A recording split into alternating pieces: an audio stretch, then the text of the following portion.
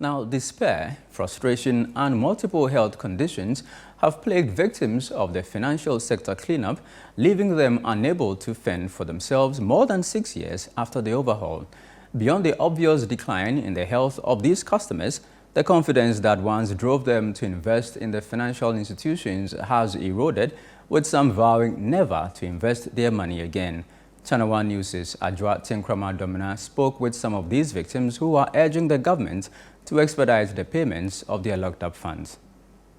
In 2017, a newly elected government initiated comprehensive reforms in Ghana's financial sector known as the financial sector cleanup. For the government, this was necessary to eliminate instability and systemic risk. However, the impact was severe. More than 6 years later, victims continue to suffer.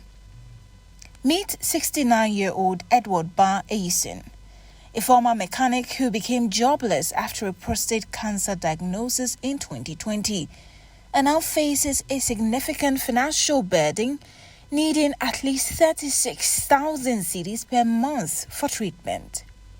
His wife, Florence Sarkodie, who was born deaf, made a joint investment on their behalf in Black Shield Capital Limited, formerly Gold Coast Fund Management Limited. The couple, now vulnerable and unable to work, is calling on the government to pay their money. Me kope skawo obi howo wisawom. I'm the cop from Gotham. Me now me bu me anka ebu.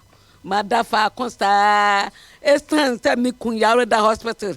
Me ni obi a obehwe me dem beko the call me kun bleed me ntimenche nti ne this kind of show nti mensum ne ske bia nhwe me ho.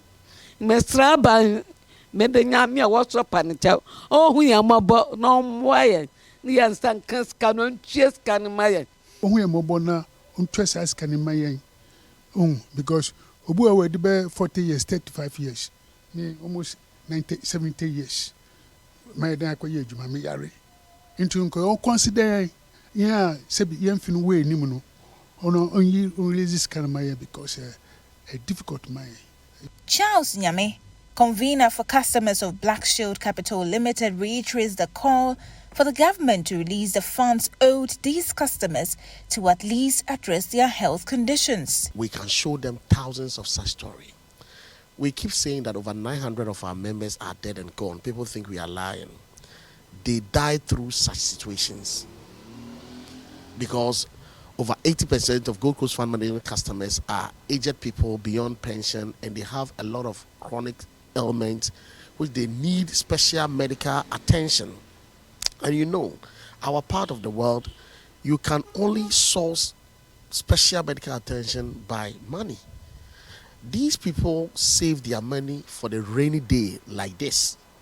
And it has been 6 years. It has been raining in their lives, and they cannot access their funds to take care of themselves. Some financial experts believe the impact of the financial sector cleanup could have been mitigated with better education on investment risk and returns, making individuals more aware of potential risks. Anybody who deposited his money with a secretary was taking a far bigger risk than they may have understood. And you stood to lose your money because all that the SEC institution was telling you is that I'll go invest it on your behalf. When things are good, you are cool. When things are bad, I have to pass it on to you. Still a lot more education to be done. There's still a lot more information that must be passed on. There's still a lot more comparisons that must be made to ensure that the investor understands what he's doing. However, Jesse Odonko, a retired teacher and victim of the financial sector cleanup, disagrees. I mean, we are human beings. We are citizens of the country. I never heard of SEC until this financial cleanup thing came up. You know?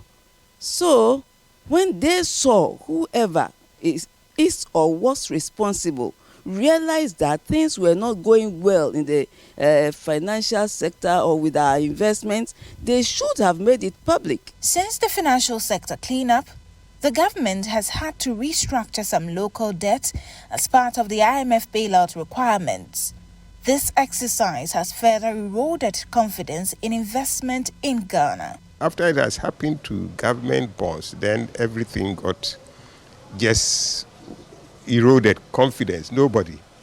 To the extent that if you ask people, why are you not even buying treasury bills, they say they would not even buy the treasury bills. So market confidence has been down since the term, and government hasn't done anything seriously to bring up the matter.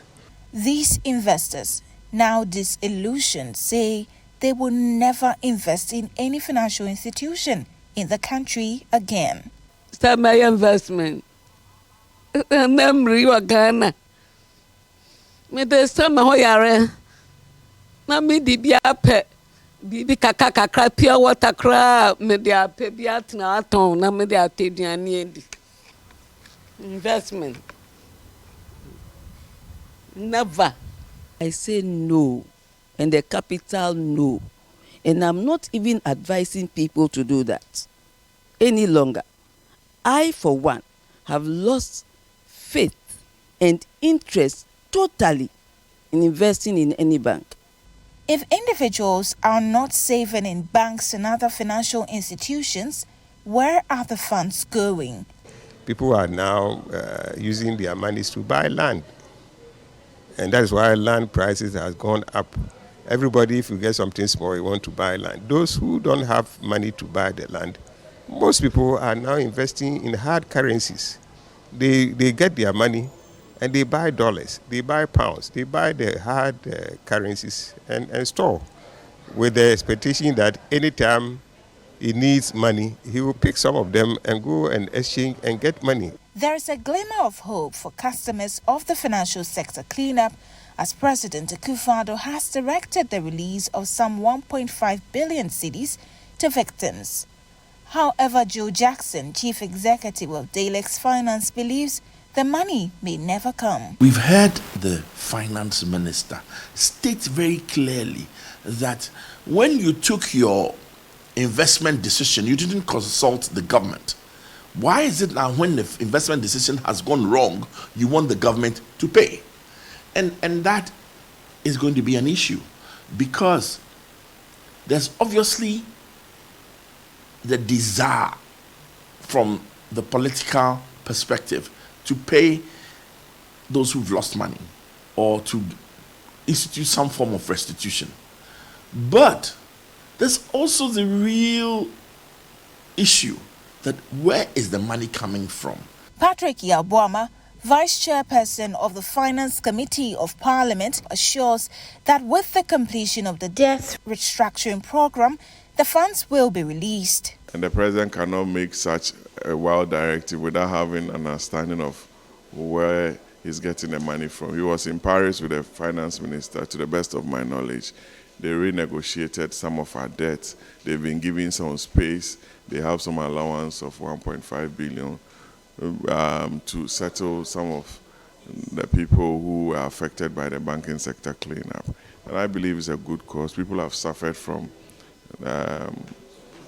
not receiving their payments on time, and it's about time we settle this.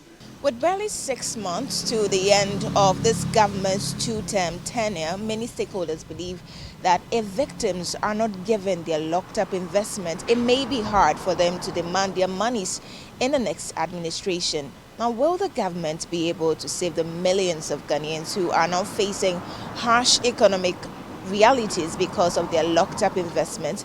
We wait to see. Reporting for Channel One News, my name is Ajua Tinkrama Domina.